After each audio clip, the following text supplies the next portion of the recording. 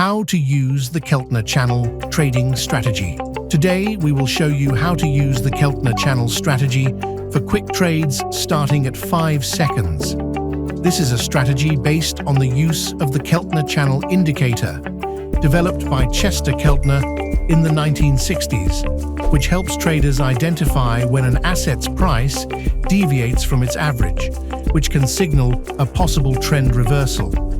The indicator consists of 3 lines, a middle line based on the exponential moving average, EMA, and 2 outer lines that are created using the ATR, average true range, indicator, and a multiplier.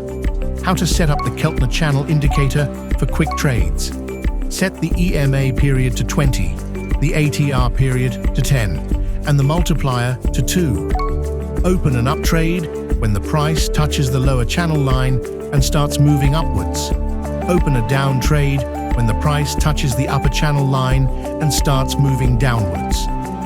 For increased signal accuracy, you can combine the Keltner channel with other indicators like RSI or MACD. You can learn how the MACD or RSI indicators work in these videos. Try now. Follow the link in the description.